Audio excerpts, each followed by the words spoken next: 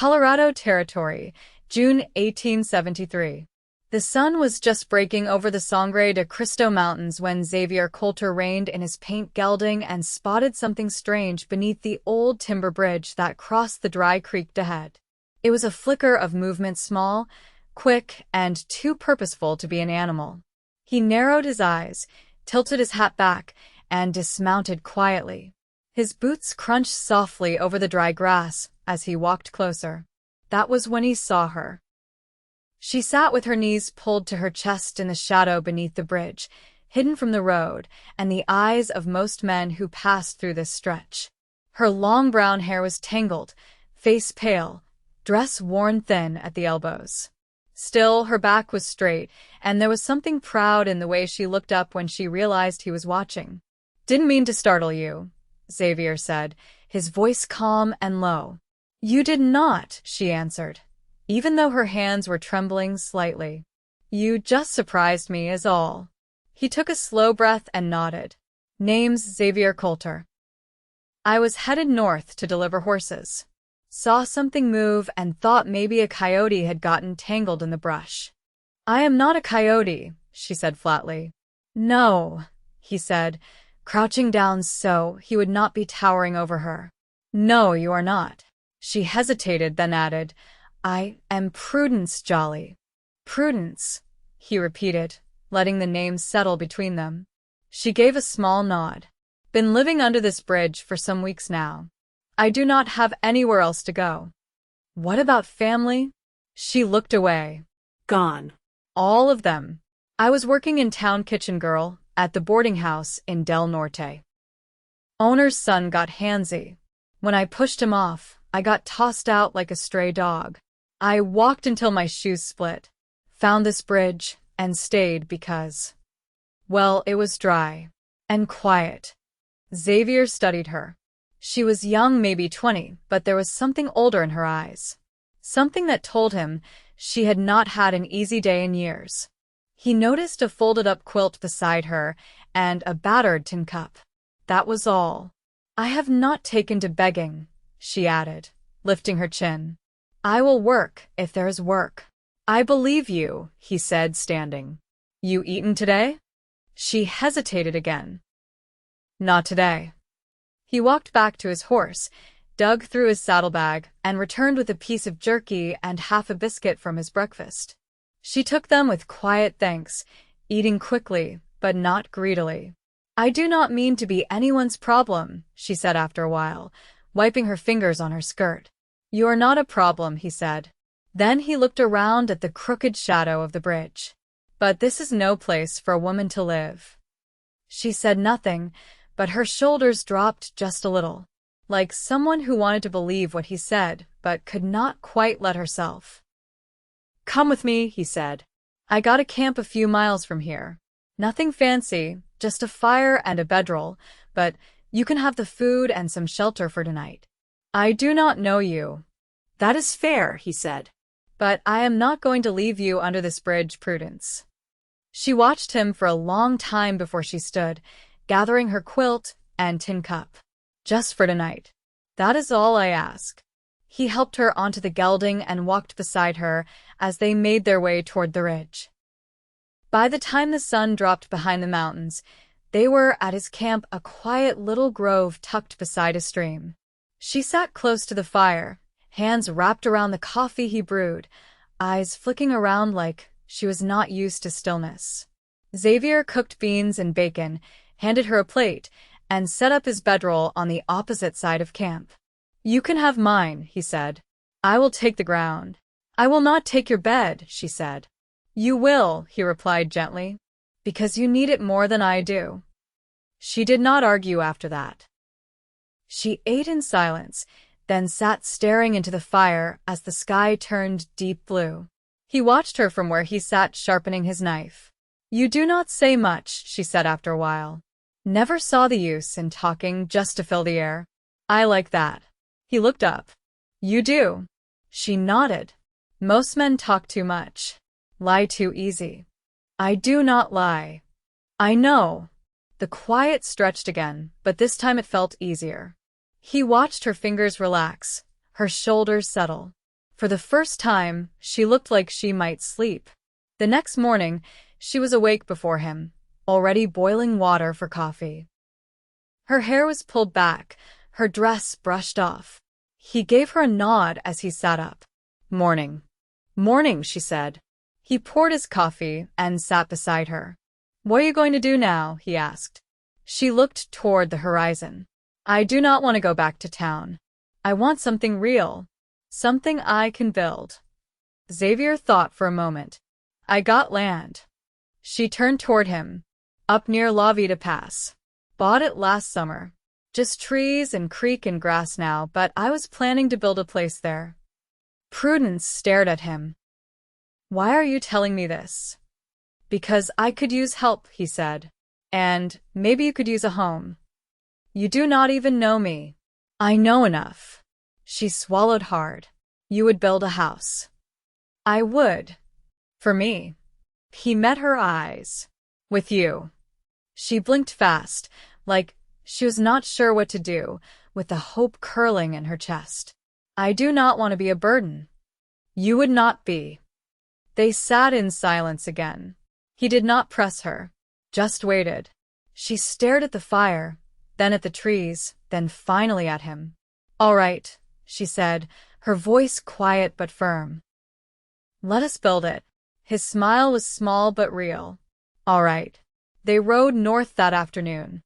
The land he spoke of was just as he said, green and untouched, with a wide stream cutting through the middle. As he showed it to her, she stood in the grass, turning slow like she was trying to take it all in. "It is beautiful," she whispered. "It is yours," he said, "if you want it." She looked at him, eyes soft and full. "I do." And when she smiled at him then, it was not the guarded kind she wore before. It was warm, real, like something new had begun. The first nail went in crooked. Xavier frowned, pulled it out with the claw of his hammer, and tried again.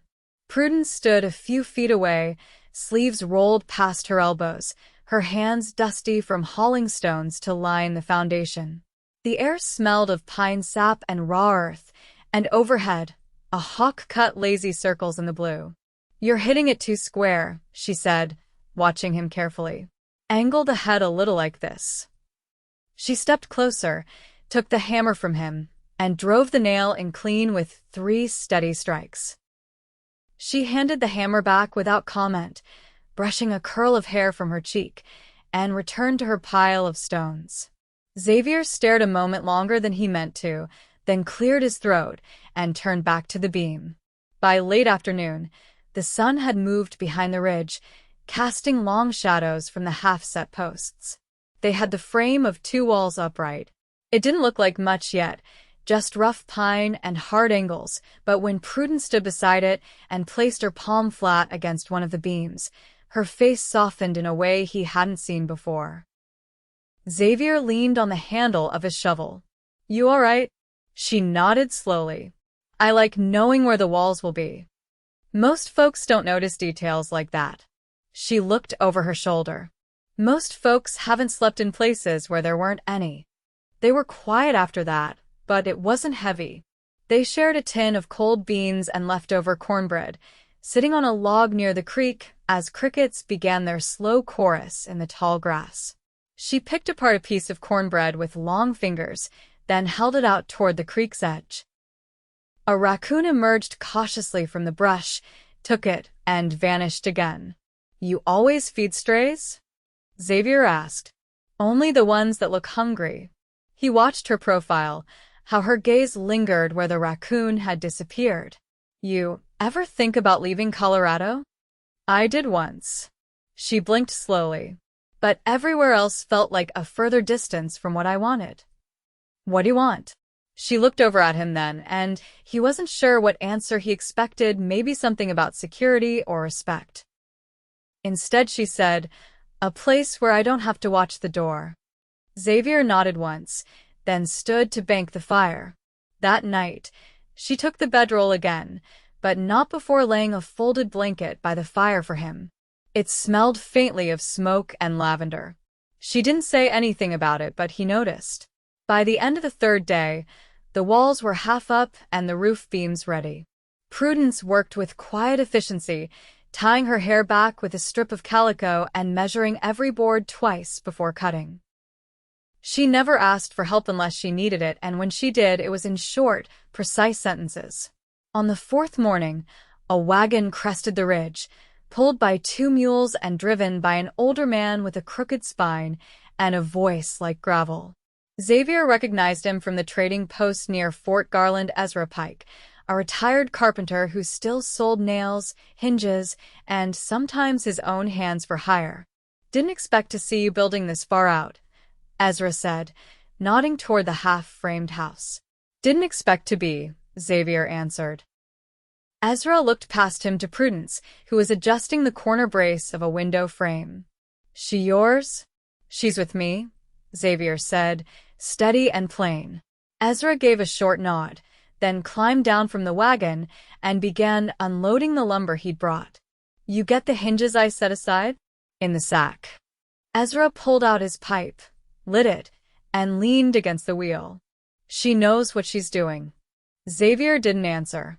He didn't need to. Late that evening, after Ezra had rolled back down the hill and the light had turned gold, Prudence washed her hands in the creek and sat on the porch beam they'd just put in place.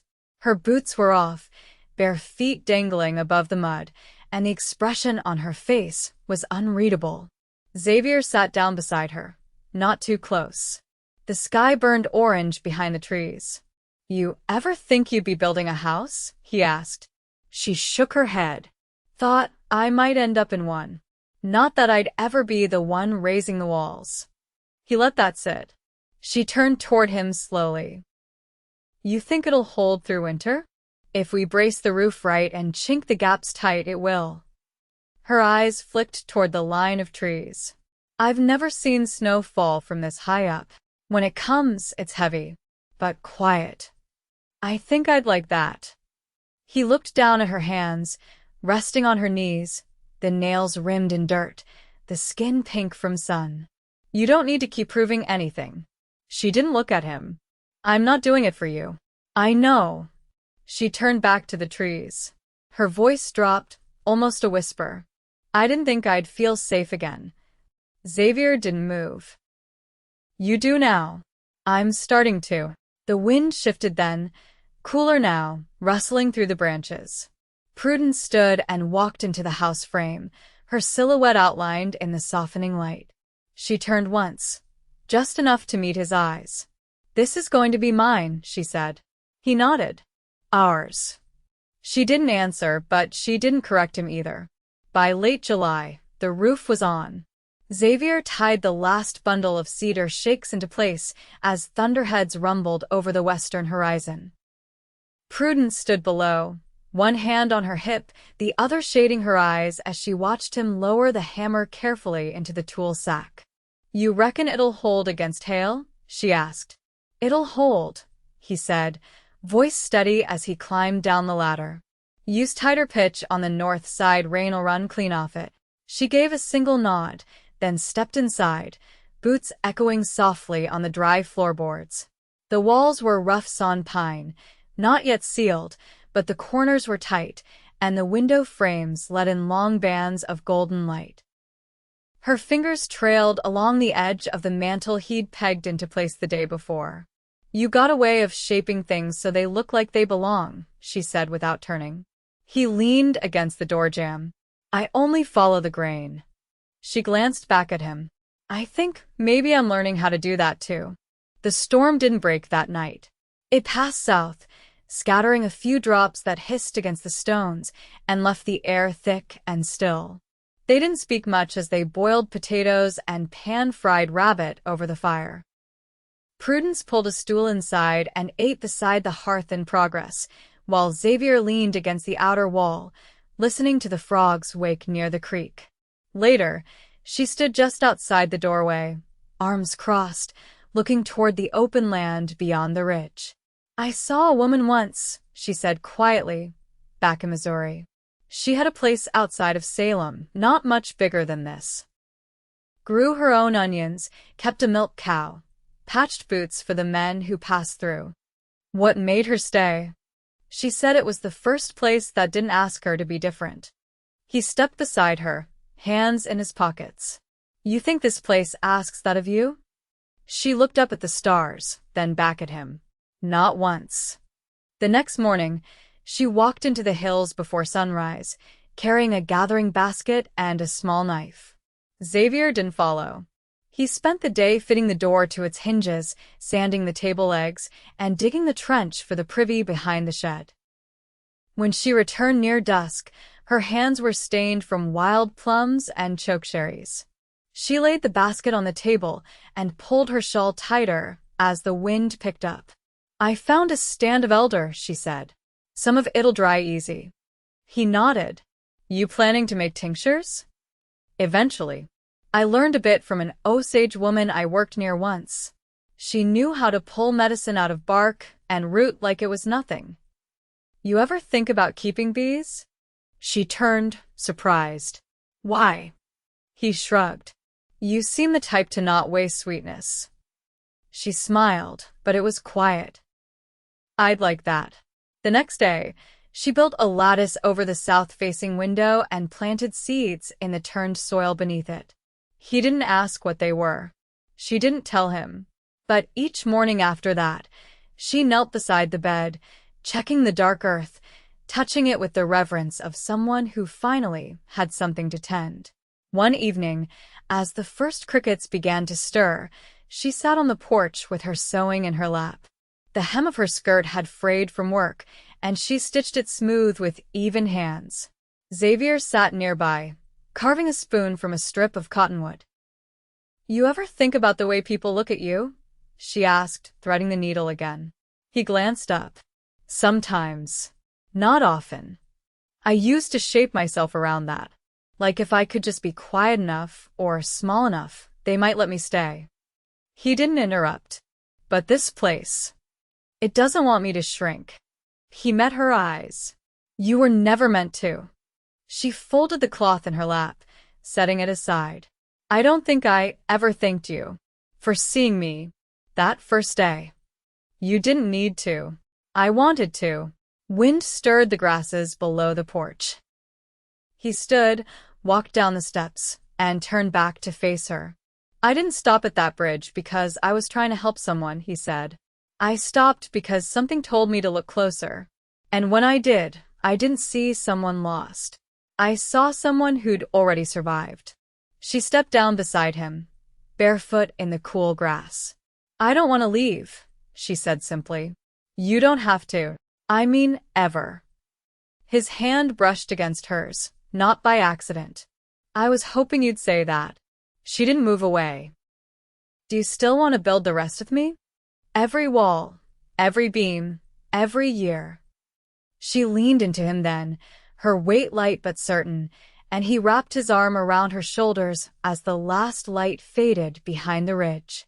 They stood like that until the stars came out, and not once did she look back. The first frost came early that year. It crept in overnight, settling like fine dust on the roof beams and silvering the grass along the creek's edge. Prudence stood barefoot on the porch at dawn, arms folded tight over her shawl, watching her breath rise in the pale morning light. The house was still not finished, but the roof kept the cold out, and Xavier had sealed the walls well enough that the wind no longer whistled through the corners. Inside, the hearth glowed low with coals from last night's fire. She knelt to stir it back to life, feeding it with dry pine and a twist of bark before setting the kettle near the flame. Xavier was already outside, splitting seasoned logs in the clearing behind the shed. She could hear the thunk of the axe, even and steady. She poured water into the tin basin and washed quickly, fingers stiff from the chill. Her breath caught as she held her hands over the fire to warm them. The ache in her knuckles was new, but she didn't complain. It felt like something earned. By the time he came in, wiping his hands on a cloth, she had set out 2 tin cups and sliced the last of the dried apple into the skillet of cornmeal mash. Frost got the squash, he said, sitting down across from her. We'll need to bring the rest in today. I'll dig the last of the carrots before sunup tomorrow. They keep better in the root cellar once the ground turns hard. She nodded, sliding the skillet from the heat and dividing it between them. After breakfast, they worked side by side until the sun cleared the trees. Xavier hauled in the firewood, stacking it along the north wall where it stayed dry. Prudence cleared the garden beds, tying bundles of sage and thyme to dry from the rafters. Her fingers smelled of earth and sap, and once when she passed close to him carrying the herbs he leaned in and inhaled without meaning to. "I was thinking," she said, laying the last bundle across the beam, "about the root cellar." "What about it?" "We could lay stone along the back wall. Help keep it from caving when the ground shifts." He studied her face. "You ever built a wall before?" No. "But I watched my brothers set one once." He said the stones always tell you where they want to go. Xavier glanced toward the creek. "We've got shale and granite down by the bend. I'll haul some up." She reached behind the door and took down the small canvas sack they used for foraging. "I'll gather moss. Helps the mortar hold when it dries." He paused, then touched her wrist lightly before she turned. "I'd like to carve your name into the lintel." She looked at him, mouth parting slightly. "Why?" "Because this is your house as much as mine. I want your name on it." She hesitated only a moment, then gave a small nod. "Then yours should be there too." That afternoon, they dug the footing for the wall. She laid each stone with care, knuckles scraped raw by the end, but she never asked to stop. When the sun dipped low again and the shadows stretched long, they sat on the edge of the cellar, boots dangling, hands stained gray from mortar. "I used to be afraid of the dark," she said suddenly. Xavier turned his head, waiting. "In the city." Her voice was low. "Too many doors. Too many men with keys." He didn't speak. He didn't need to. "This dark doesn't feel like that." It's honest. "You know what's out here." He reached down, took her hand gently in his. The skin was rougher now than when he'd first seen it curled beneath the bridge, but it was warm, and when her fingers closed around his, it was with intent. She didn't let go. That night, they sat inside near the hearth. The fire cracked low, casting shifting light across the floor. She was mending a tear in the sleeve of her work dress, and he was shaping a drawer pull from a piece of old ironwood. The silence between them had changed. No longer wary or uncertain now, it was filled with shared breath, shared rhythm. "I want to stay here through the winter," she said without looking up. "You're welcome to," he said softly. She set her sewing aside, fingers resting on the fabric. "Not just welcome. I want to belong here." He met her gaze across the fire. "Then it's yours. All of it." Her eyes didn't turn away. "And you?" He stood, walked the 3 steps to her chair, and knelt so he was level with her. His voice was steady, but quiet. "I've been yours since the first time you looked up at me like you weren't afraid to speak the truth." Her face softened slowly, like dawn-warming frost. He reached for her hands, and she let him. "I don't need promises," she whispered. "I'm not giving any," he said. "I'm offering my life." She leaned forward, pressed her forehead to his. "Then I'll offer mine too." Outside, the wind shifted again, soft through the trees. Inside, the fire burned steady, and the house, still bare in places, still unfinished, felt whole. The snow came in early November, thick and slow falling, muffling the world until even the creek's chatter softened to a whisper. Prudence stood at the window, watching flakes drift past the glass. Her shawl hung from a peg by the hearth. She no longer needed to wrap herself in it just to feel safe. Behind her, Xavier set the kettle beside the fire and leaned down to check the damper. His face was streaked with soot from the stovepipe he'd cleaned that morning. His coat hung beside hers, drying from the wet brush he'd walked through stacking the last of the split pine. "Storm's settled in," she said without turning. "Road'll be gone by sundown," he replied. "That bother you?" "No," she looked over her shoulder. "Me neither." She picked up the wool blanket draped across the rocking chair and laid it out on the floor near the hearth. He sat beside her without being asked, stretching his long legs toward the warmth. For a while, they listened to the fire, the wind pressing against the roof, the soft creak of the beams as the house settled deeper into winter. "There's something I've been thinking on," she said, drawing one knee up and resting her chin on it. He turned his head. "Tell me." "I want a loom. A proper one. Not just a lap frame. I've been saving scraps and threads from everything we've patched. I think I could make something lasting." Xavier nudda slowly. "I can cut the wood for it." Her lips parted slightly. "You do that. I've seen you bring life out of scraps. Seems right to give you the tools to shape more." She reached out, her hand finding his. "You always listen close. I never wanted to miss anything you said." She touched his cheek, fingers rough from work but careful. "I used to be scared to ask for things. You can ask me anything." Her face softened. "Then I'll ask this: will you stay beside me when the spring comes? Not just through winter, not just through snow, but for the planting and the rest of it. All of it." He didn't hesitate. "I already planned to." She leaned in and kissed him. It wasn't shy. It had weight and warmth and the quiet certainty of someone choosing a life, not just a man. He pulled her closer, his hand at the back of her neck, and the fire crackled softly in the silence that followed.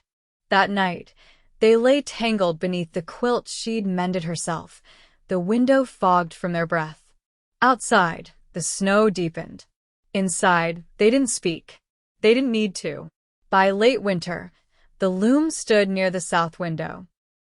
She worked it with care, weaving strips of worn cloth into patterns that slowly took shape under her fingertips. Xavier finished the cabinet she'd wanted beside the hearth, and she filled it with jars of dried herbs, each labeled in her careful hand. They were no longer building a house. They were keeping a home. In early March, Prudence stood barefoot on the porch, the hem of her skirt brushing her ankles, and watched the last of the snow melt into the soil. Xavier joined her, a mug of coffee in each hand. She took hers and leaned against him. "There's a space by the creek," she said. "I want to plant cottonwood there." He looked down at her. "Why cottonwood?" "Because it roots deep, even in dry ground, and it holds." He nodded. "Then we'll plant it." In April, the first of the seeds she'd saved began to bloom. She knelt in the garden, brushing dirt from the new green shoots, and Xavier watched her from the porch, arms crossed, the sun warm on his face. She caught him staring and smiled, not the cautious kind, not the polite one she'd worn in town, but something fuller, something quiet and lasting.